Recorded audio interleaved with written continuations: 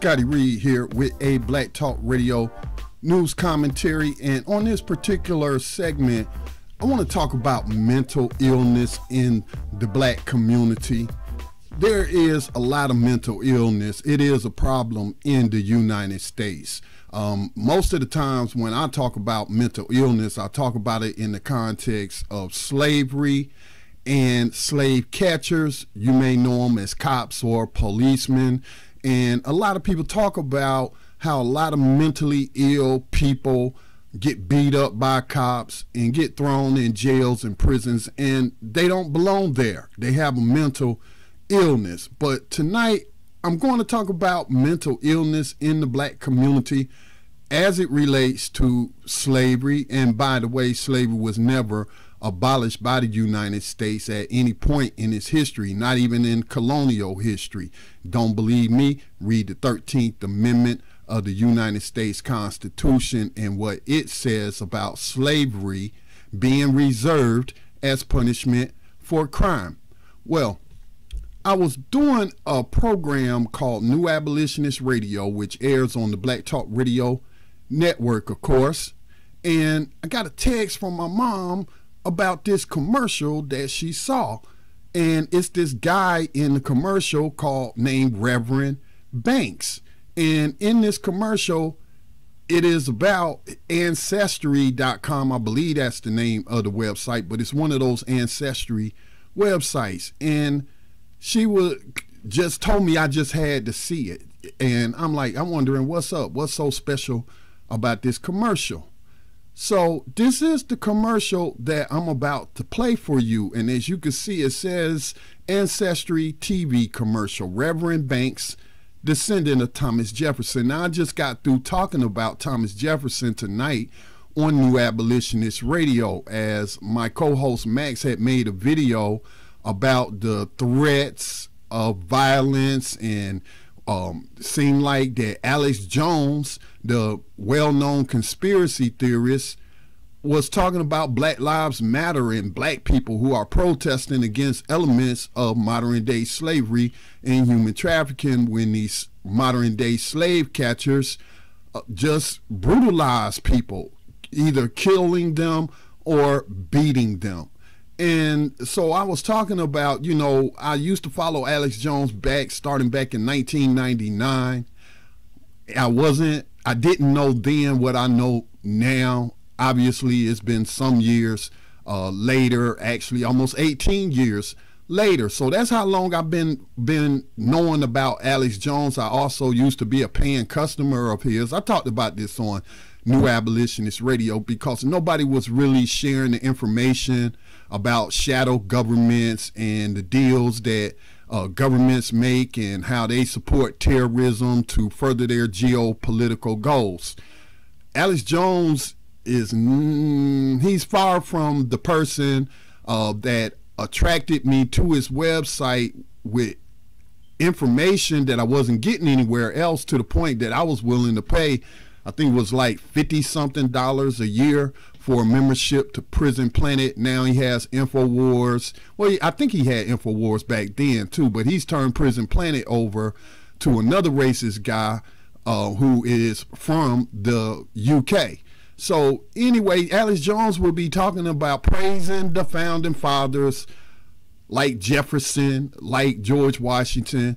And I just started thinking to myself, I was like, how can you just overlook the evil that those men did, enslaving human beings and building their little fiefdoms on the backs of human beings that they were holding slave? How could you praise someone like that?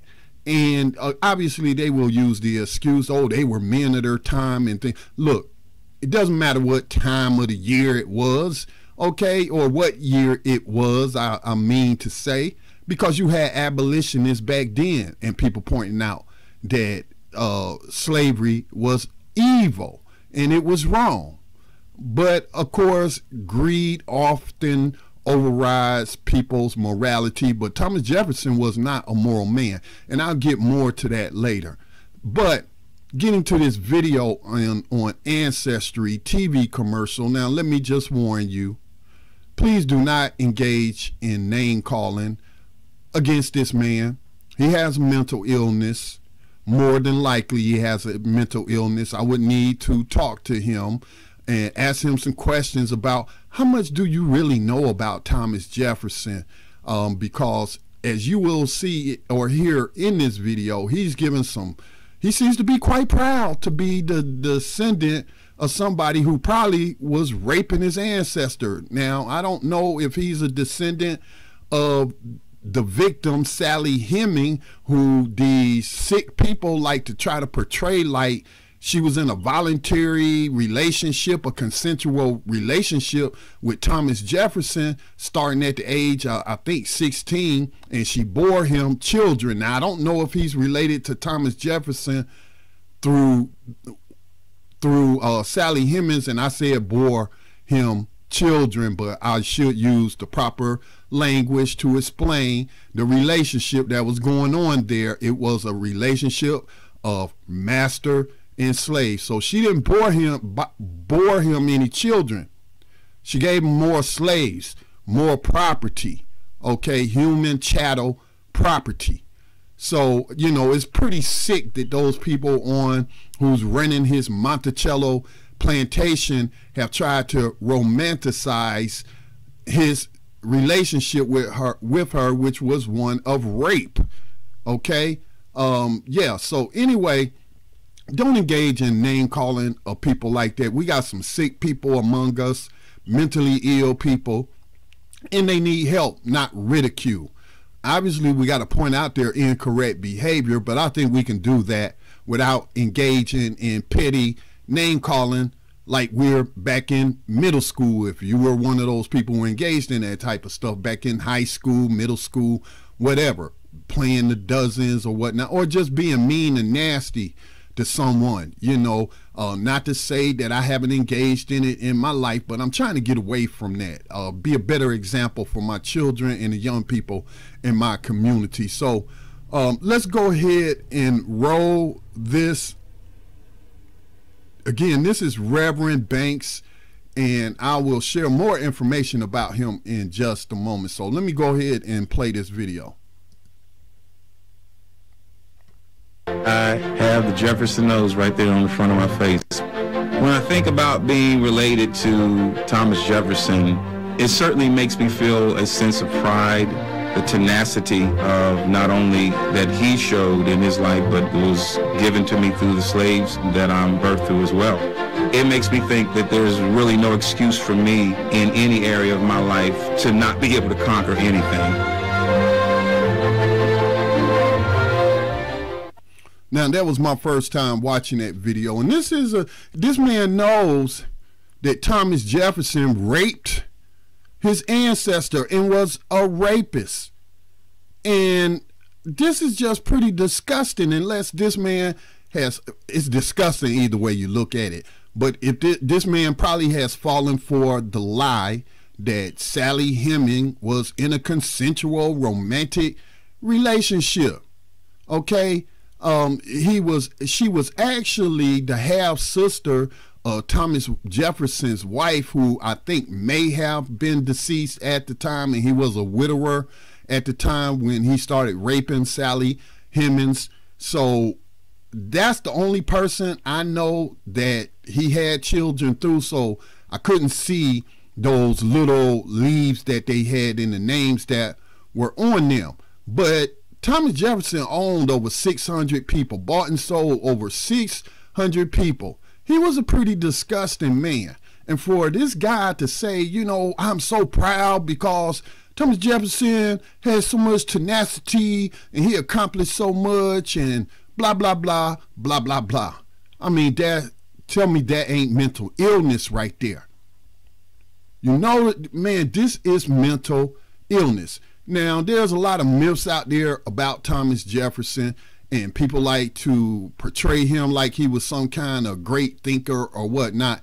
But the ideals of freedom that he put down on paper had already been expressed by human beings prior to Jefferson. Look up the Iroquois Nation, which was a indigenous tribe here in North America and they had a federation of tribes, pretty much the way the U.S. government is set up. They had representatives and all that good stuff. So he wasn't really an original thinker. Now, somebody said to me recently, and I believed them, but they said that Thomas Jefferson was kind of terrible with his money. I don't know if I believe that, but during the course of us reporting on slavery past and making correlations to slavery present, because again, slavery was never abolished, read the 13th Amendment, but Thomas Jefferson wrote to other slave, I'll try to use the correct language, enslavers, okay? He wrote to other enslavers of his day, talking about this formula, how he calculated his wealth. And he called his victims of slavery capital. They were human capital. He was practicing capitalism. And if you look up the root word of capital in the Latin is count. So Thomas Jefferson wrote to these other slavers talking about counting his victims. And for every victim born on his property, on his plantation, that it would, well, born as his property as well, but it would increase his wealth. I mean, he came up with percentages and had a little formula and everything. This was an evil man. This man did not pull himself up by his bootstraps, as other people say. These were not hard-working men or anything like that.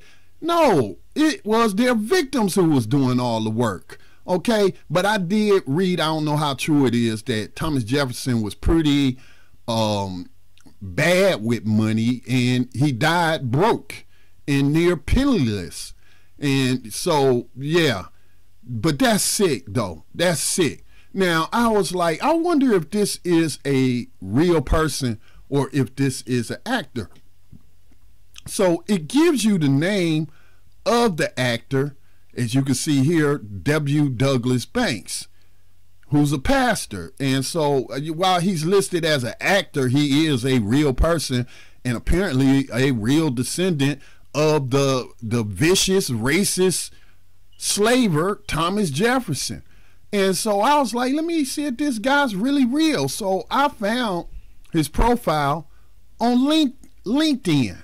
Now, you may live in the Philadelphia area. Shout out to Brother Elliot and Brother Richard, who are the host of the Philadelphia-based radio program Time for an Awakening, which is heard on the Black Talk Radio Network, but you can also go to their platform, timefораwakening.com. But they need to go talk to this man. He is in the greater Philadelphia area. He is the pastor of Union Baptist Church. I guess he's a graduate of the Eastern Baptist Theological Seminary, but he's the lead pastor. Yeah, he's the lead pastor at Union Baptist Church. Well, we might need to send Brother Elliot out there to have a talk with Mr. Banks, because it's time for Mr. Banks to have an awakening. There is nothing to be proud about being the descendant of such a terrible human being. Now, interestingly, Shawn King, who is a great writer, and he focused a lot on racism and social political issues. We need to get him to recognize that slavery was never abolished. I've never seen him write about the 13th Amendment or acknowledge prison slavery, and it's not mass incarceration that we see, but a continuation of slavery. Again, read the 13th Amendment.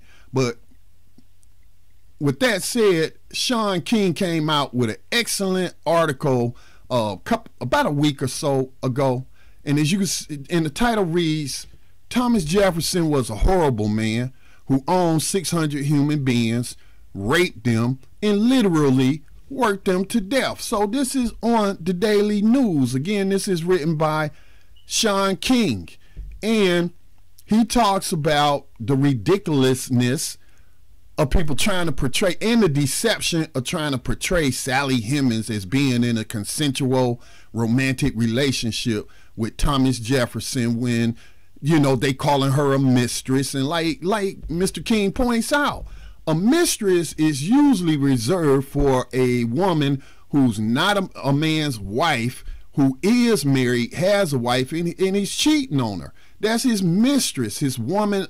What would they say today? His side chick. So they basically saying that Sally Hemings was his side chick.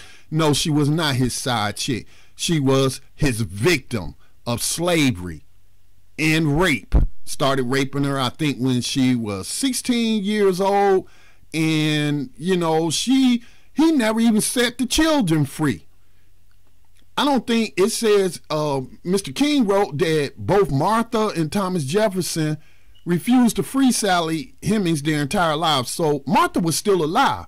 This was her half sister, because Martha's father raped a enslaved African woman that he was enslaving and had Sally Hemings.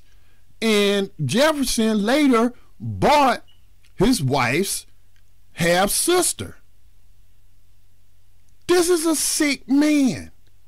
These are sick, disgusting people. And you proud to be a descendant of them? Man, we need to hook you up with a psychologist to help you work through your delusion, because you're delusional. If you think this man was a great man and you're proud, that's just really disgusting. And again, let's not call them names like we're in the 3rd grade or something and we're name calling people. No, this man is mentally ill. Okay, that's nothing to be proud of. Even his white descendants aren't proud of it, and the people who idolize him, or else they wouldn't be trying to pull this fraudulent this fraud on people, trying to act like, oh, they were in a romantic relationship and she was his mistress, and so, wow, man, no, she was a slave. She was a slave. Now, I don't know Martha Jefferson, how she felt. I've never read anything about how she felt about it, but he was cheating on his wife, and apparently she knew about it. Now, I tell you, I found conflicting information, but it is no doubt that these sick people tried to romanticize Sally Hemings. And as King writes, he forced 600 human beings into slavery from their birth until death, many never even leaving the confines of the land that entire time. So it says 400 human beings that were immediately forced into slavery were born at Monticello. Man, this dude was sick. Now, here is the kicker. What King writes, he says in his research, is that Thomas Jefferson knew that slavery was wrong. He even wrote about it. In his only published book, Notes on the State of Virginia, Jefferson openly stated he knew slavery was morally evil, and that the nation would eventually have to account to God for what it had done to tens of millions of enslaved Africans.